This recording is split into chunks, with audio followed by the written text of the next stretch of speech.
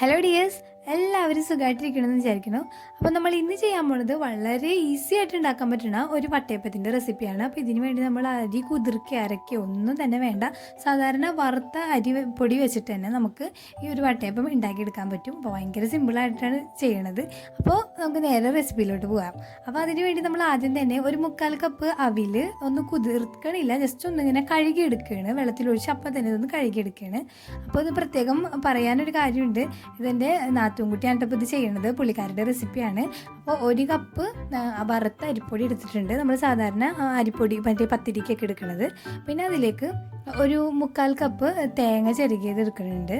അതുപോലെ തന്നെ നമുക്ക് വേണമെങ്കിൽ തേങ്ങയും വെള്ളവും കൂടി ആദ്യം അടിച്ചിട്ട് പിന്നെ പൊടിയൊക്കെ ഇട്ടാൽ മതി. അപ്പോൾ ചെറിയൊരു തേങ്ങയുടെ കടിക്കണത് അതിൽ നമുക്ക് ഒഴിവാക്കാൻ പറ്റും.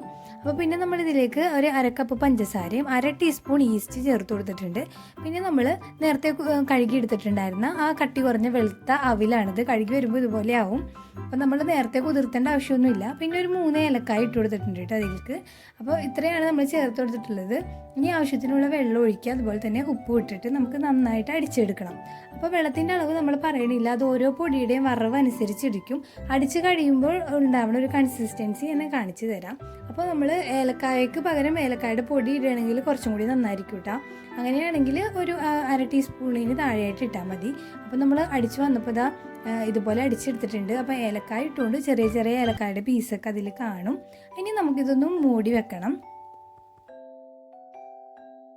അപ്പോൾ നമുക്കിതൊരു 5 മുതൽ 6 മണിക്കൂർ വരെയൊക്കെ ഇതുപോലെ അടച്ചു വെക്കാം കേട്ടോ. അപ്പോൾ അതിന് ശേഷം ഞാൻ തുറന്നതാണ് ഈ കാണുന്നത്. അപ്പോൾ ഇത് നന്നായിട്ട് പൊന്തി വന്നിട്ടുണ്ട്. ഇനി നമുക്ക് ഇത് പതുക്കെ ഒന്ന് ഇളക്കി ആദ്യത്തെ പോലെ തന്നെയുള്ളൊരു മാവാക്കി എടുക്കണം. അപ്പോൾ ഇത് ഇനി നമുക്ക് നേരെ ചുടാനുള്ള ഇത് മാത്രമേ ഉള്ളൂ.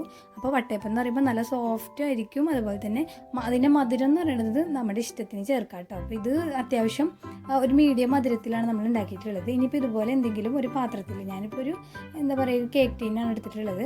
സാധാരണ നമ്മൾ സ്റ്റീലിൻ്റെ ചോറൊക്കെ തിന്നണ ഒരു പ്ലേറ്റ് ആയാലും മതി. അതിലേക്ക് കുറച്ച് ഇതുപോലെ വെളിച്ചെണ്ണ എന്തെങ്കിലും തടവിയിട്ട് അതിലേക്ക് നമുക്ക് ആവശ്യമുള്ള കനത്തിനനുസരിച്ച് ഇത് ഒഴിച്ചു കൊടുക്കാം. ഒരുപാട് കനത്തിൽ ഒഴിക്കാണ്ടിരിക്കുന്നതായിരിക്കും നല്ലത്.